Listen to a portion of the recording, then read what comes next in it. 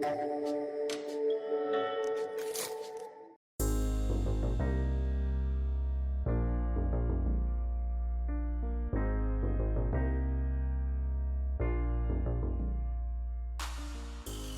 morning, good afternoon, good evening, depending on where you're joining us.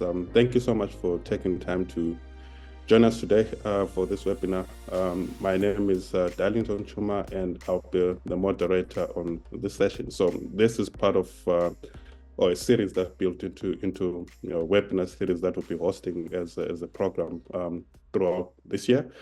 And really, the purpose of the webinar today is to unpack developments of political and economic development in South Africa following the 29th election, May election in South Africa, and really to try and unpack the political and economic ramifications on both South Africa's domestic and foreign policy. And we're extremely fortunate today to have among us three very experienced people that will speak to different topics or segments of the webinar. So the way the webinar is structured is that we have three segments, and each speaker will be allocated 15 minutes to make their interventions. And a question and answer session will come at the very end. But as participants, you are encouraged and you are welcome to send in your questions. You can direct your question to a specific speaker or just send a general question, and then I'll allocate it to the responsible person. So at this point in time, I will hand over to Marisa Lorenzo, who's going to speak to, or her interventions are going to speak broadly to the implications of the election on South Africa's domestic policy, rather.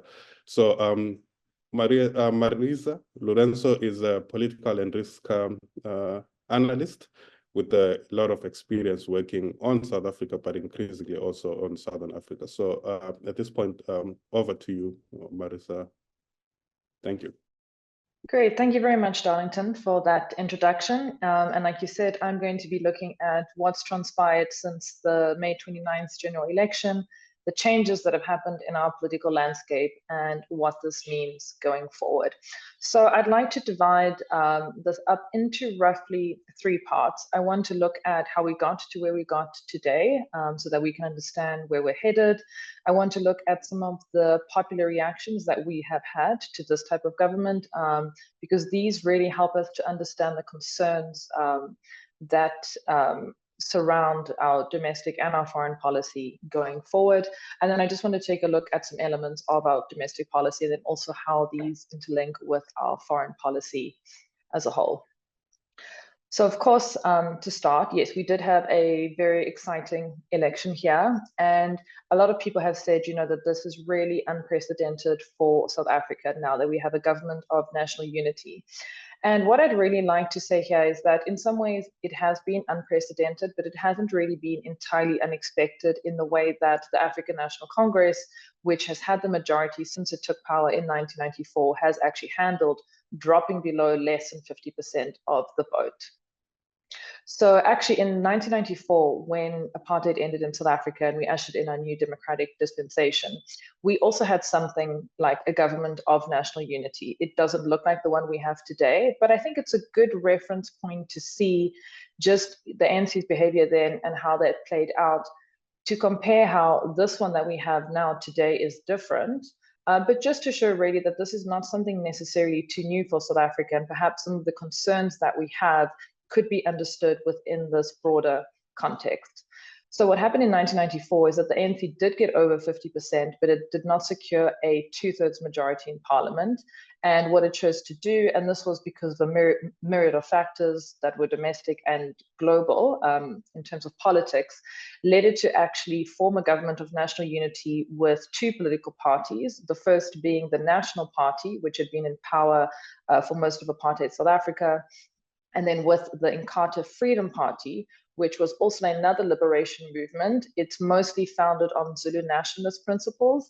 It and the ANC do have a history of fighting in South Africa, but we'll see that even today, the IFP is also part of this government of national unity. And that lasted for our first democratic dispensation from 1994 until 1999. After that period, then we saw the ANC ruling effectively as the dominant party. At one point, it even held over 2/3 majority in parliament, which did give it the power to change the constitution, a power that it never exercised. And then since then, it has actually been falling. In the last election in 2019, it got a high, about 57% of the total vote share. And then, of course, in this election, it recorded its worst loss. It dropped by an unprecedented 17% to come with just over 40% of the vote. Now, this raised a lot of concern initially, I think, within the South African community, but also the international community, because there is always a fear in any African country, despite how diverse the continent is, that when a party that has dominated the political scene for decades suddenly has to share power, is it going to be willing to share that power? And I think that this is why it's important to see what happened in 1994 to show that actually, yes, the ANC has a tradition of actually power sharing, and that this is why it was able to come to an agreement, although the finer details took much longer to be ironed out. But it was quite easy for it to come to the decision and to the agreement that it would move forward, not just with one coalition partner or several coalition partners, but that it would form this government of national unity. Now, the way that this differs quite drastically from the one that we had between 1994 and 1999 is that then we only had two political parties ruling with the ANC. And these ones, in order to qualify to work with the ANC, they had to have over 10% of the total vote share. Now, in this case, we have got the ANC working with 10 other political parties. And what the ANC did is that these discussions did not necessarily take place before the elections occurred, as was the case in 1994, but they took place afterwards. And so now what we find is that some of these parties, got a very, very small percentage of the total vote share, but they were allowed to be part of the GNU if that is what they wished. And we found that the ANC was really very, very open to inviting anyone of any kind of political ideology or leaning. So we've got 11 parties in total. The other 10 are formerly the main opposition, the Democratic Alliance. We've got another party called the Patriotic Alliance, the IFP again. We've got the Good Party, the Pan-Africanist Congress, which is another former liberation movement. We've got the Freedom Front Plus, which broadly can be described as representing Afrikaner nationalist interests. We've got the United Democratic Movement, which was actually a breakaway from the ANC in the 1990s. We've got Al Jamaa, which is seen to represent the interests of the Muslim community in South Africa. And then we've got Rise Mzansi and United Africa's Transformation, which are two newer parties. So we've got quite a few groups working together. And this can oftentimes seem to be quite complicated because you're thinking, well, we've got 11 parties. That's a lot of interests kind of going on there. But the real ones to focus on, or that I would focus on if we're going to look at how is South Africa going to juggle its domestic policy going forward and its foreign policy going forward without one party dominating, even though, of course, it's always had a mixture of parties in parliament. We really need to look at how are the ANC and how are the DA going to work together. And I think that this is actually the question that brings up the most interest, because the ANC and the DA in some circles are perceived as being very, very different. And if we look at popular reaction to the ANC actually extending an invite to the DA to be part of this government of national unity, in some circles it was quite poorly received because it was seen as, well, no, these two political parties are diametrically opposed. Because of the racialized nature of South Africa's politics, there's strong concern that the DA represents white middle-class interests and therefore would not actually be a suitable party to really have this kind of power or to be taking charge of cabinets as it would under a government of national unity and work with the ANC. But the reason why I said that these are the two main parties to watch is because collectively they make up they make up just over 60% of the total vote. And really these two parties have been the ones that have been dominating overall policy policy direction in South Africa since 1994. So while there are a mix of 11 parties, and I wouldn't want to discount any of their influence, and of course, politics is a tricky game. You have to watch everyone. I would really be focused on these two and how are these two going to interact and work together. So this sort of brings me to the second part now. We're just looking at how does this all play out? And for me, I think the first important thing to note is that if we look at the policies of the ANC and the DA, particularly their domestic policies, and even their foreign policy to some extent, but particularly on the domestic side, ideologically, they are very, very similar. They are both largely have center-right parties. There is a faction of the ANC that is much more pro-leftist, but as a whole, if we look at the policy direction of the ANC as a whole, that is much more center-right, and so is the DA. The DA as well, of course, I think is broadly understood more broadly as a kind of as being much more to the right than what it is. But if we look at those policies, that's not really something that is reflected there. And because of this ideological similarity there, this does pave the way for these two parties to actually be able to work together. Where they do differ the most in terms of domestic policy is, of course, when it comes to issues like broad-based Black economic empowerment, land expropriation without compensation. So these are the two main sticking points where the ANC and the DA will have never really been able to see eye to eye. So the DA is effectively in favor of getting rid of this system, which, I mean, there's many facets to it, but it also falls under something called affirmative action. The DA's argument is effectively it's a race-based policy. It would prefer an approach of non-racialism, which ironically is also what the ANC pursues on paper. But this is the issue. This is the main issue that the DA has with it. And then when it comes to land expropriation without compensation, its main concern is that how would markets react and how would this affect investment and how does it affect economic growth?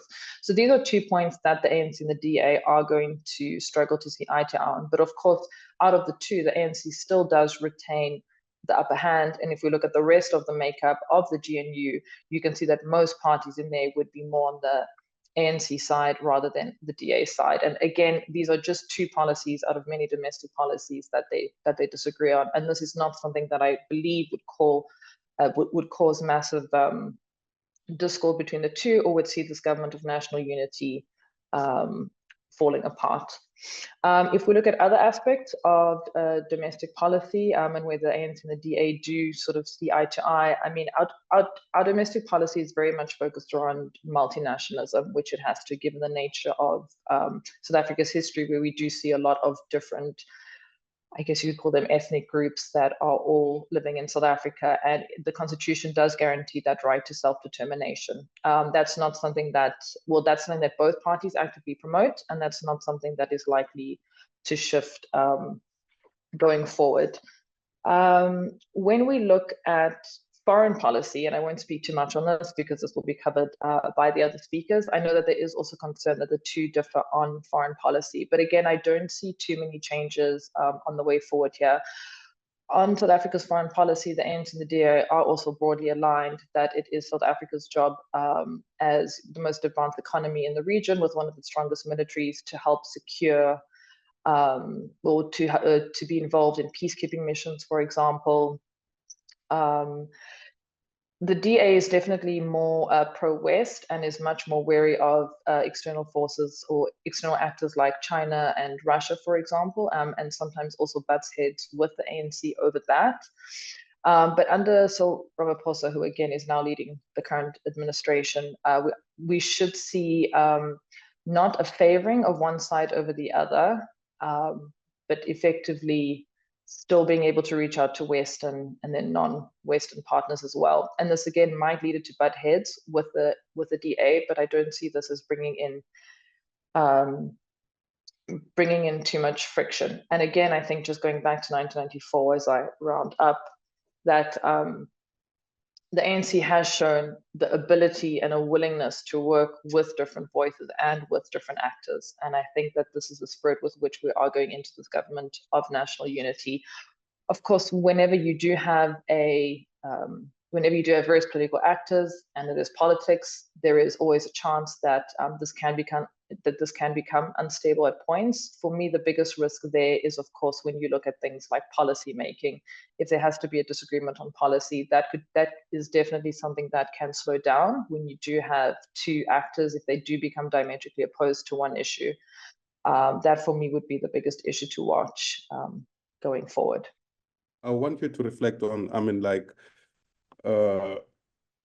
something that I've been thinking about as you were speaking. I mean, particularly the fact that, I mean, we've seen this happen, not maybe at the national level, but at a very local level. And, you know, usually things don't go well. I mean, with coalition arrangements at the local level. What do you think could potentially happen with this? Do you see it, you know, lasting for the next 5 years, or there might be frictions along the way then that, you know, potentially collapse the government? What do you think about that?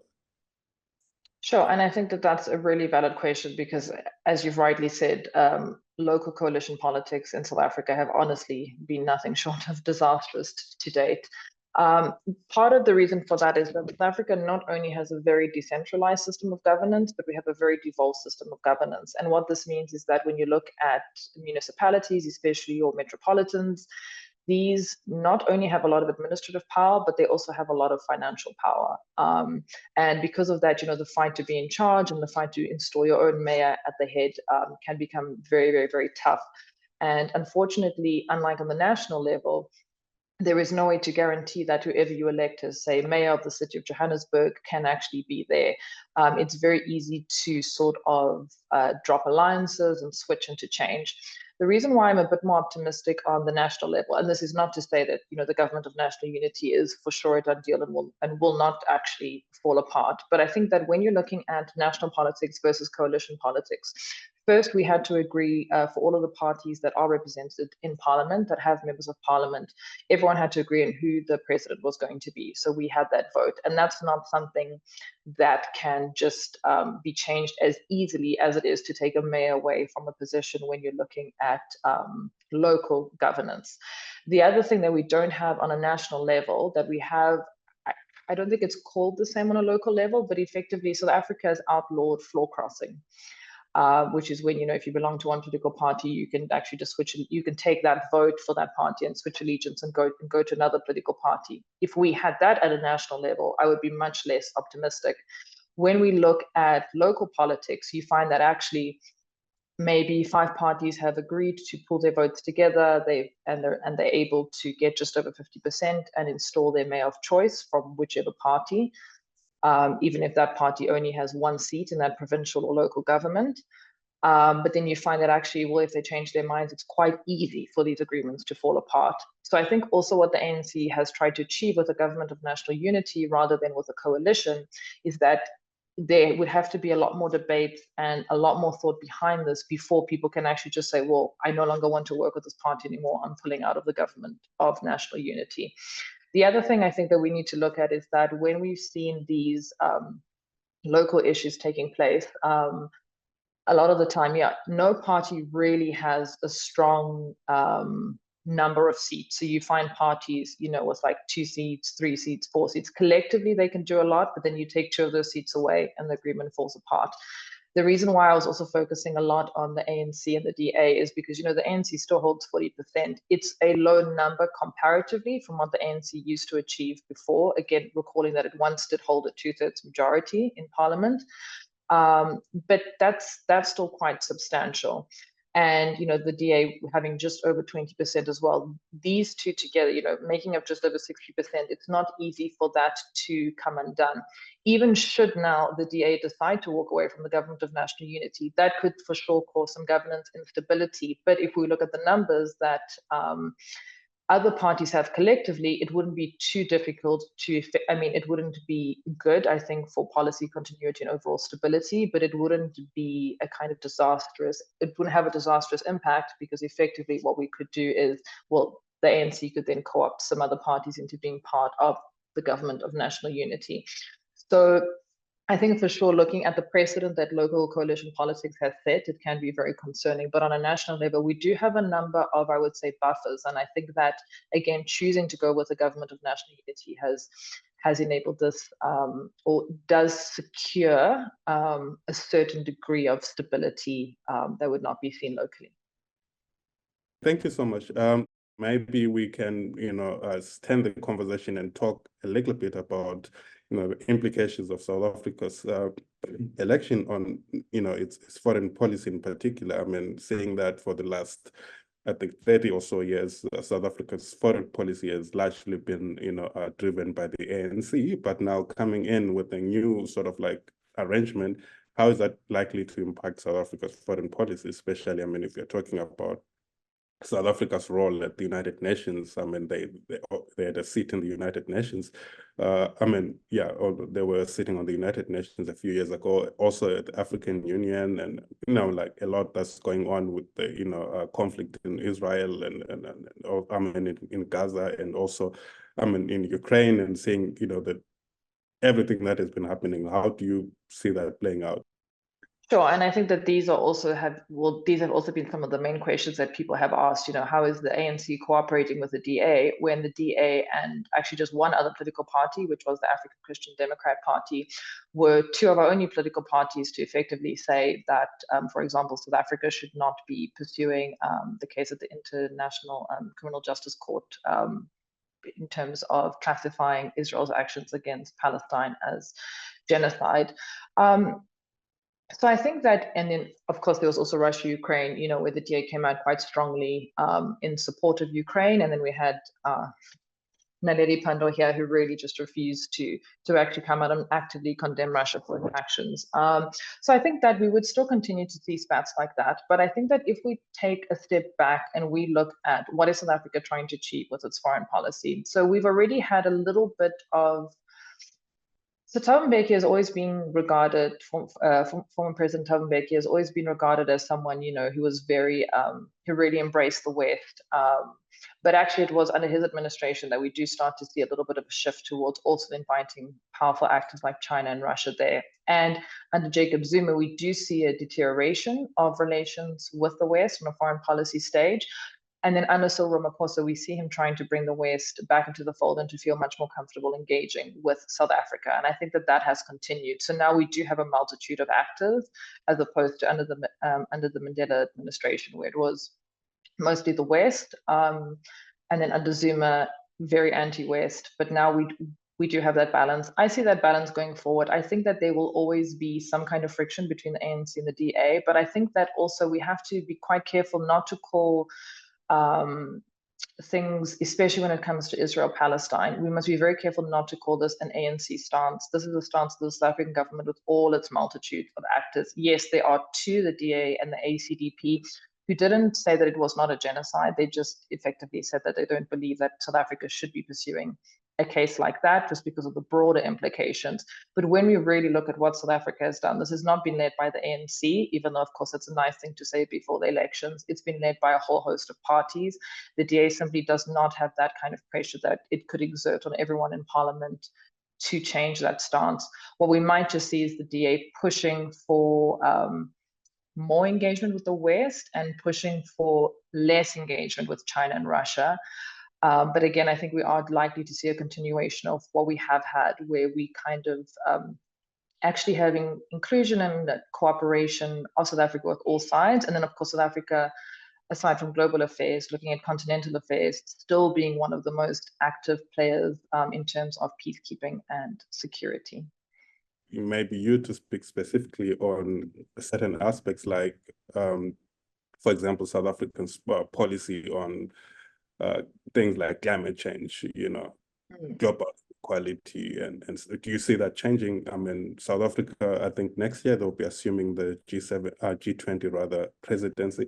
How do you see that playing out? I mean, what do you expect from an ANC? I mean, not an ANC, but some sort of like GNU. Yeah, so I think, I mean, there's sort of, there's various pillars within within South Africa's foreign policy, but the two that stand out the most to me, the one that, the pillar that focuses on enhancing international peace and security.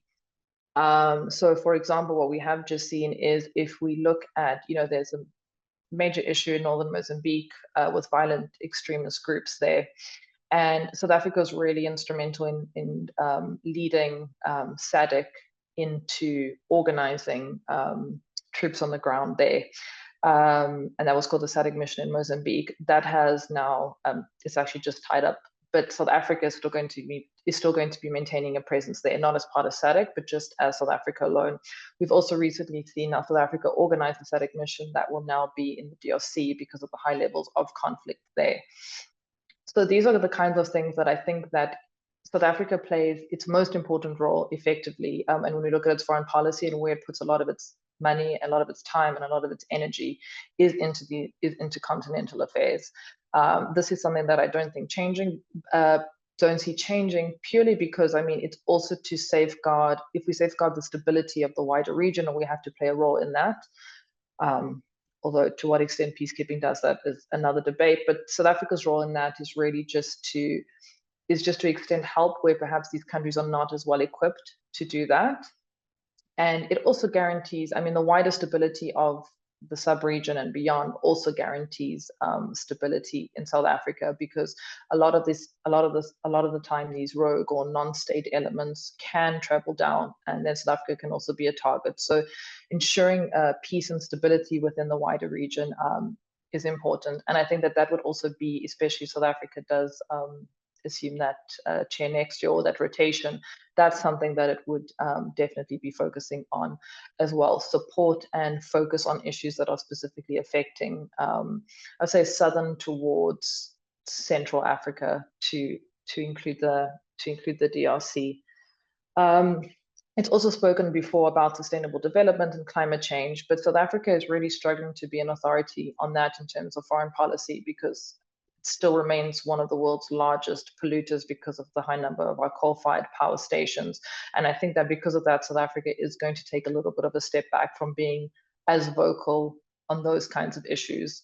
The other one that it is also going to be less vocal on is, of course, the promotion of democracy. It is a pillar of its foreign policy, but then, of course, you know, we do have issues with authoritarian regimes in Southern Africa, which South Africa, I mean, and this comes from the time of Mandela, but especially under Mbeki, it gets most acute. South Africa has not really been willing to challenge that, and actually most governments in the region have not really been willing to challenge that. So for me, I see issues like security and peacekeeping, which are becoming much more acute across the continent and in the sub-region, being its main focus and the ones it's going to draw the most attention to and try to get the most support for. Thank you so much, Maris. Wongyo is a foreign policy expert. She's currently with the Thabo Mbeki School of, she's a postdoctoral fellow rather, with the Thabo Mbeki School of International and Public Affairs. So at this stage, Wongyo, I'll hand over to you. Thank you. So I intended to speak on the current political environment and also what we might expect as far as the foreign policy of the GNU is concerned. So firstly, what is currently going on right now with the current government is that they are trying to figure out a way forward. They're trying to figure out how to move forward as a government of national unity. But of course, since this is a new relationship, there's a lot of arguments, there's a lot of going back and forth that actually makes a lot of South Africans feel uncertainty about, the domestic issues and international issues. So everyone is wondering how the foreign policy would look like, whether there'll be continuity in terms of key global issues that South Africa was engaged on previously before the elections. So obviously I want to lay a background on what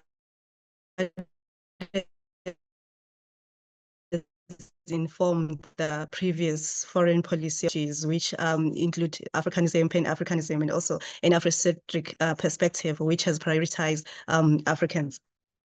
So this also informed their position on foreign policy, which is the non-alignment and also the promotion of global governance reform and equity, and also the progressive internationalism, which all seeks to address global challenges such as climate change and economic inequality.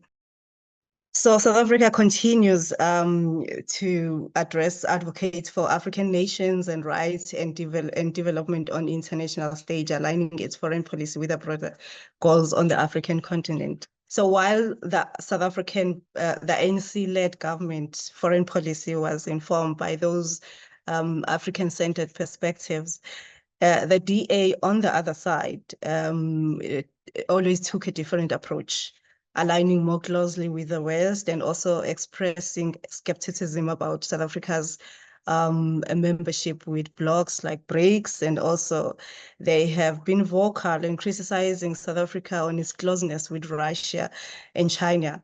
And then when it comes to the other GNU members, it's not really clear what their foreign policy is because they have not been vocal on international issues. So that's why our discussion usually focuses on the ANC and DA, because these ones have clarified their positions and have expressed their views on international global issues. So as far as the context of the GNU, it necessitates a negotiated consensus-based decision-making, because like all the parties bring new dynamics to the foreign policy. The ANC has enjoyed making decisions which were informed by the party policies. So they've always been the sole influencer of the foreign policy. However, now they have to engage on negotiation and compromising and also accommodating the views of the other parties. This will seem to be challenging, considering the challenges, given the historical difficulties that political parties have faced in sustaining coalition in local government. We have seen a lot of stagnation where the DA and the EFF and the ANC are governing, especially in Johannesburg and other municipalities. So this has given us an indication of how they might, operate under at national level. However, this might be different because the standing or the face of South Africa is very important on the global forum. So having said that, I want to argue, it is my view that, the GNU does present opportunities, for the foreign policy to be more aligned, because it has an opportunity to bring a collaborative framework that can foster a more inclusive and a comprehensive approach to foreign policy formulation. And this can lead to a reflection of a diverse perspective within the government and broadening the scope and effectiveness of South Africa's diplomatic engagement. So maybe we might even see a foreign policy that is more pragmatic in terms of implementation than being stuck on ideologies, either of the DA or the PAC or the PA or the ANC. So maybe pragmatism is what the foreign policy, what the South African foreign policy will see moving forward. In terms of other opportunities, of course, there's opportunities for policy innovation, and this because there's different parties bringing new ideas and also combining different strengths and different viewpoints. And this diversity can lead to creative and effective solutions to complex international issues, where the ANC has struggled on its own. Perhaps it's good that they have diverse voices, and this can help them to be more clear and more nuanced on issues where they have been unclear and ambiguous. So there's also opportunities of reinforcing regional and global commitments. For instance, in regional bodies like the AU and the SADC. In the recent years, of course, South Africa has taken a step back on regional and continental issues because of the demands of domestic issues. The country has been experiencing energy crisis. They've been experiencing high unemployment, and Ramaphosa has decided to prioritize South Africa and move more resources and skills towards addressing these domestic issues. And this has caused South Africa to be more to be more neutral on responding to regional and continental issues. Whereas in the past, when South Africa was promoting and implementing African agenda, they were more like a voice of Africa, a continental voice and the regional voice. We saw what they did with the reforms, institutional reforms. We saw what they did with peace and security. And another aspect that is positive of the GNU is strengthening of multilateral relations. I think South Africa will continue to use multilateral forums to address or respond to global issues. And I think this is important because this can strengthen South Africa's ability to advocate for reforms in global governance and align with its long-standing foreign policy goal of promoting equity between developed and developing countries. But there's one critical issue that, the South African Foreign Ministry and the presidency have struggled with is the coherence between three key foreign policy nodes, which is the presidency, the foreign ministry, which we call Department of International Relations and Cooperation, in short, DECO, and also Parliament. There doesn't seem to be a link between these three nodes currently and in the previous years.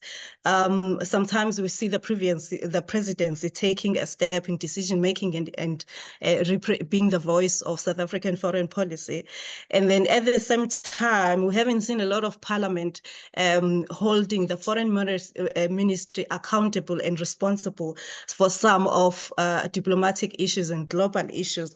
So in this regard, we might see more Parliament and International Relations Committee within Parliament being active and playing a bigger vital oversight role, holding DECO accountable for successfully implementing foreign policy and ensuring that government's diplomatic efforts align with national interest. So in terms of South Africa's leadership in promoting peace, stability, and development across Africa, there won't be a lot of shift in this aspect because as far as we know, the DA has not really been vocal on African issues except migration. So also, the African agenda stands as a very clear and direct policy that has been that actually in its stand addresses African issues. So this should continue and should be upheld. So under the GNU, the country should reinforce the commitment to the African agenda by advancing peace and security and strengthening Africa's peace-building efforts to reduce the guns by 2030, which is the African Union's vision. And also immediate attention should be given to countries such as Sudan, where there is a crisis, a conflict crisis, and also humanitarian crisis that have escalated.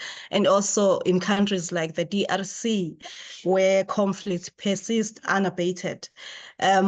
We are aware that South Africa has sent missions, to try and scale down the situation or try to assist the DRC in responding to the conflict situation. However, a more collective and a collaborative response is required.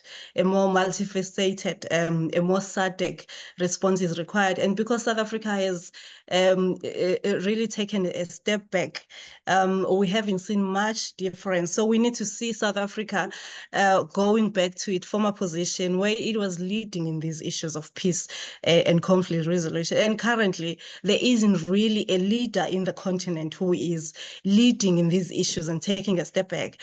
However, there's another issue because South Africa has not really occupied important positions within the AU, within the AU structure. So it's always difficult for South Africa to promote and address such issues. So within the GNU, they should be able to structure themselves and focus and strategize how they can get back to position where they're able to address and be the leader in these issues.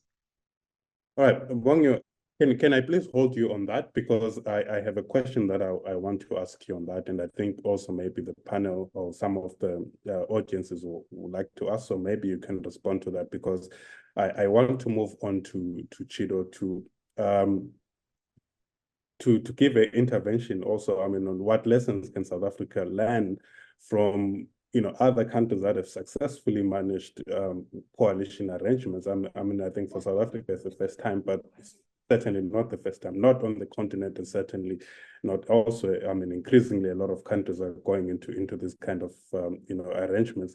And what lessons can South Africa learn from this? So the next speaker that's going to speak on this is Chido. She's currently a senior fellow with United Nations, and she has extensive experience working on different governance issues in Africa. So I'll hand over to you, Chido. And yeah, it's just 15 minutes, please, or less.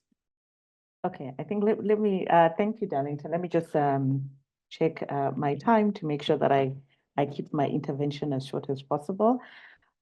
Which will be quite an easy task, I think, thanks to Marisa and Bongiwe for their excellent, for their excellent interventions. It's really made my life easy.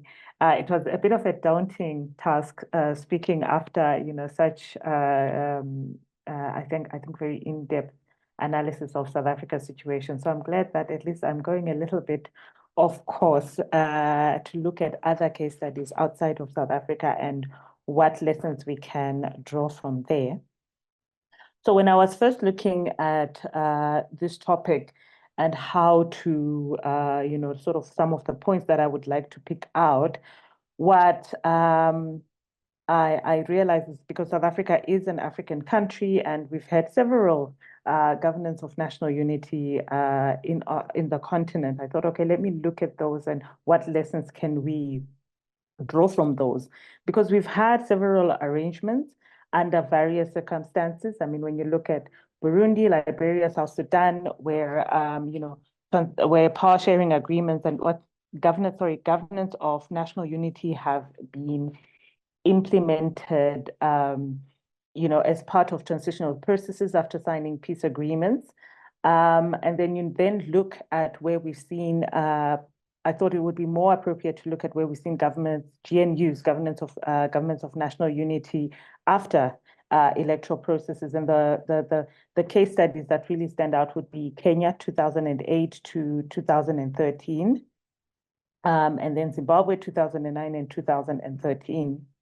But of course, these case studies are fundamentally different from the events in Kenya because firstly, these two GNUs were implemented as a result of contested elections that had triggered high levels of violence.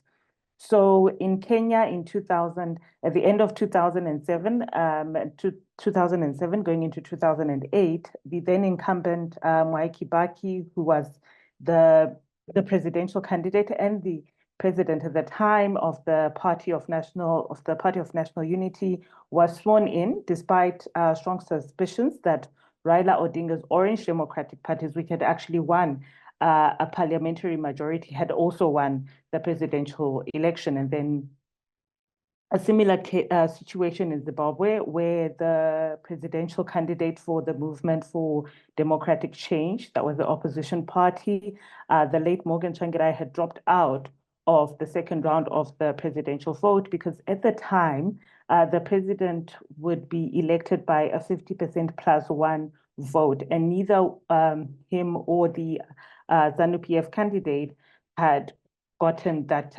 vote. And so they went into a second round of elections, and then the opposition had dropped out because of the violence campaign that the ruling party had implemented.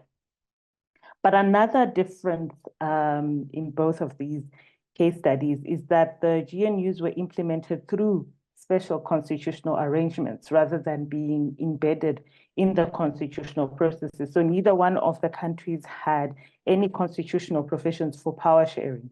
So in a way, their constitutions had to be suspended because they were not, because this was not part of the normal constitutional processes.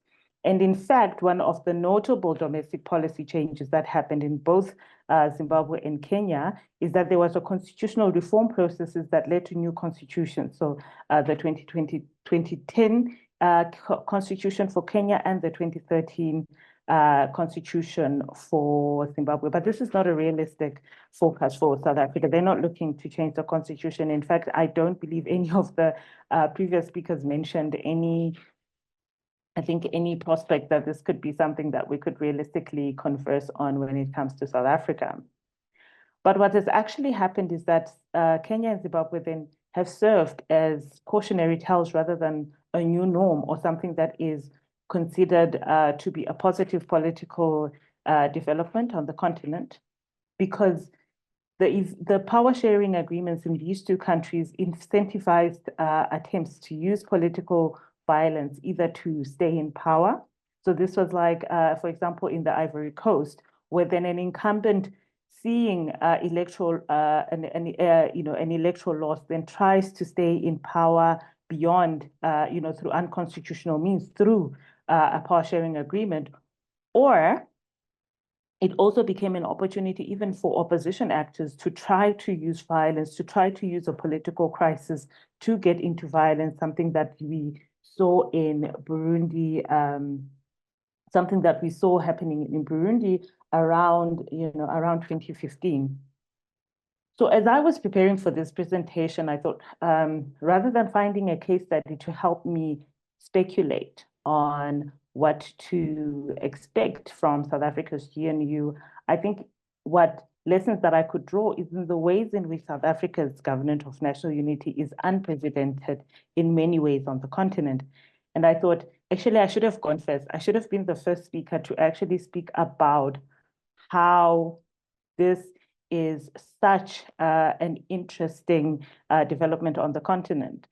And this is because South Africa uses a proportional representative electoral system, which is different from most African countries that use majoritarian systems, which make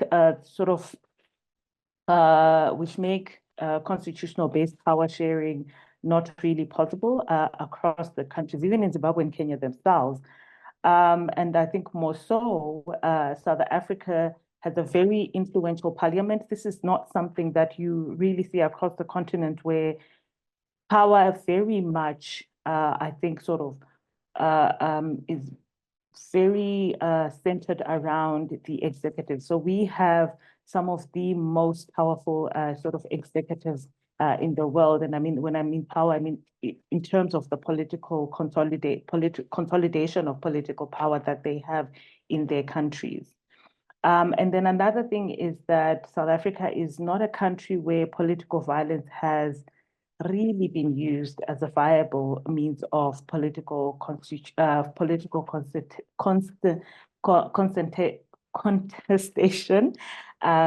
with the same frequency that you would see across the other examples of power sharing that I mentioned. I mean, consider South Sudan, where violence has persisted even after the 2018 peace agreement. But if I am forced to draw a lesson on the continent's power sharing experiences, I would say that power sharing has not really been marked by changes in the political culture. So I'm not optimistic looking at South Africa that institutional issues like corruption, its ineffective institutions, I don't think that these are things that will change.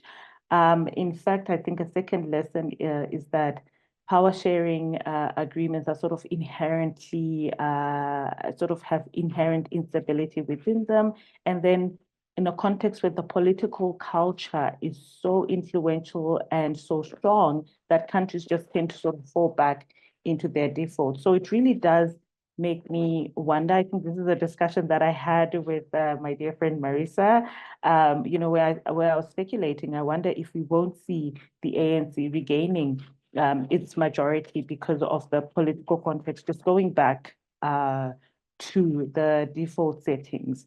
I think I will leave it at that so that we can have time to do a bit more of an exchange. Thank you. Thank you so much, Chido, for your intervention. To the audience, please. I think at this point you can send in your questions, your interventions. But then already there's one. I think this one is directed to Bongi Sama. It's not really a question, but then it's a comment. I'm not sure if you want to rebut it or build on what the person is saying. But basically, they're saying South Africa has never led on anything African related on a global level, and I think they make reference to the peace mission in SADC, and also in the peacekeeping force in SADC, in Mozambique, and then the other one in DRC. And that South Africa is completely unable to do anything of influence. Do you agree with this comment? I can pass it over to also Marisa and Chido if you want to make an intervention, but please make your comments very brief in case there are other questions that are coming through. Yes, I want to respond briefly. I actually have a different view because, recently, last year, South Africa led an African delegation to Ukraine and Russia to actually promote a peaceful resolution of the conflict. And this was a continental effort that unfortunately was laughed at and made a joke of. But this was the continental effort playing a part in peace building, because the conflict does, affect the continent. And, beside that one, South Africa has, in parts of the continent, led peace missions. They have led mediation processes in Zimbabwe, although people may differ in how they interpret those peace missions and peace efforts. But South Africa has been in the leadership. They've been forward. They have led, mediations in Ivory Coast. They've also currently trying to intervene in Sudan, although their intervention is very mild and not what we would like to see, because even though they have intervened, the situations continues to be worse. However, that people may interpret, their leadership and interpretation may be, it's not true that they have not led any peace mission or have not intervened anyway. Besides that, they have contributed financially to peace missions. The current peace mission in Mozambique, financially they've contributed and also sent peace missions to that country. So I'm not going to be long, just to allow the other members to respond to it. Thank you. Thanks a lot, Wang. Over to you, Chido. I see your hand is up. Yeah. Okay, thank you. Let me just lower my hand. I just want to reinforce exactly what Onyewe has said, but just to give a bit of a background.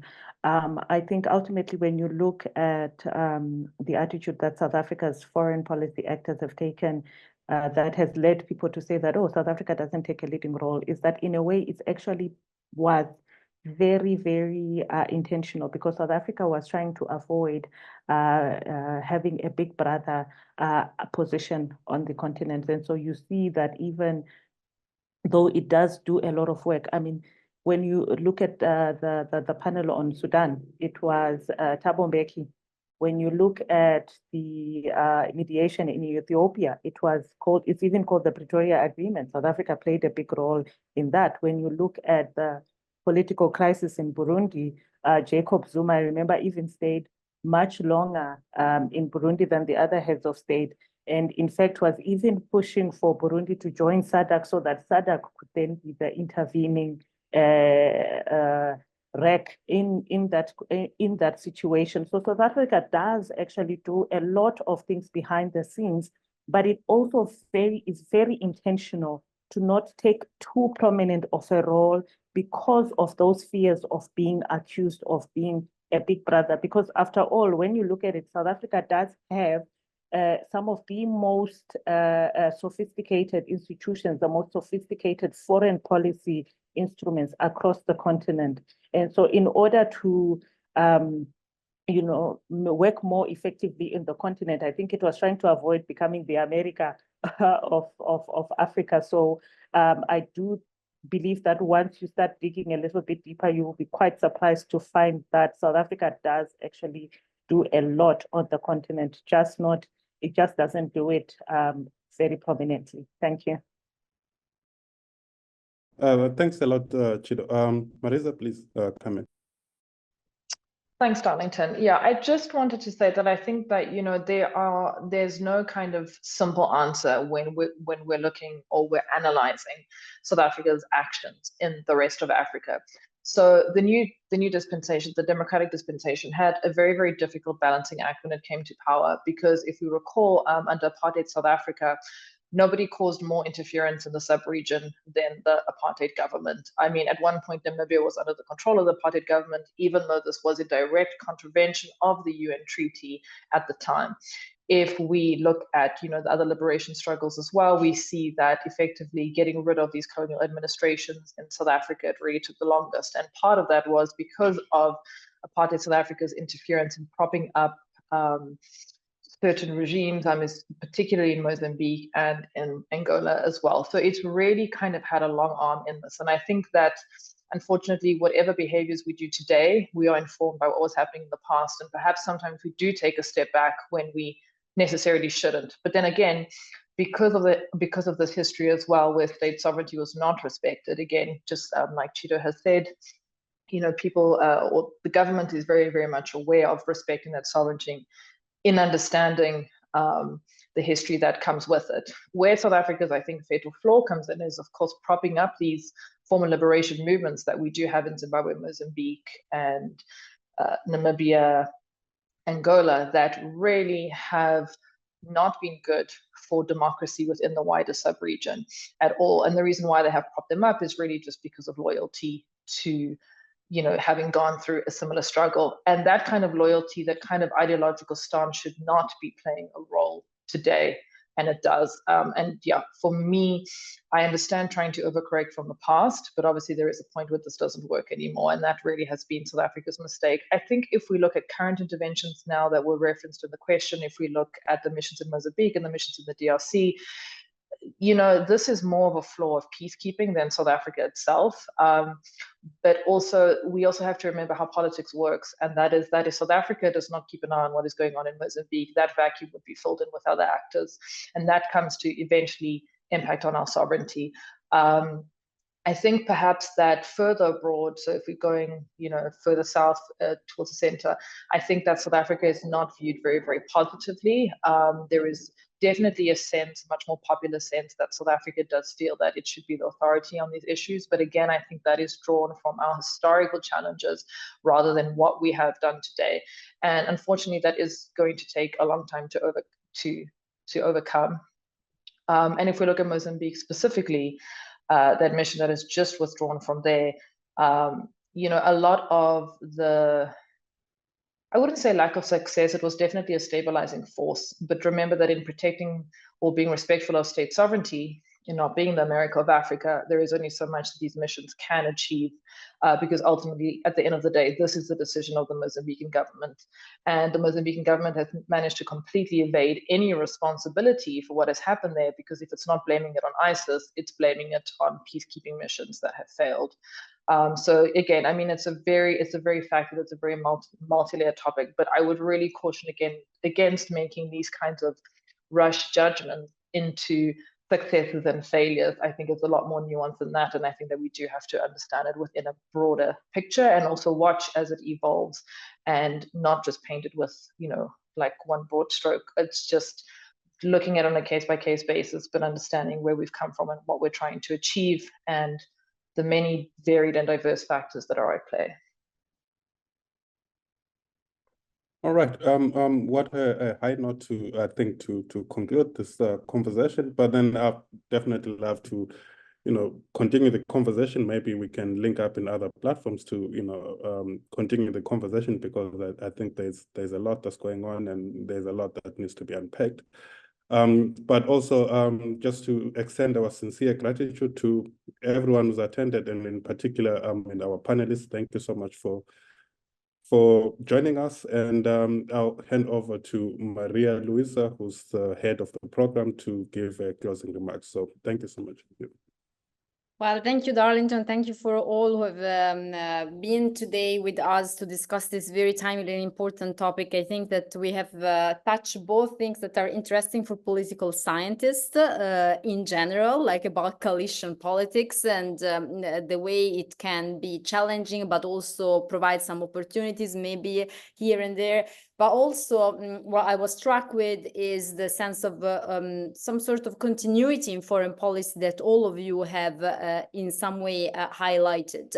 And so I would like to thank you all for connecting and for sharing your immense expertise with Istituto Affari Internazionali.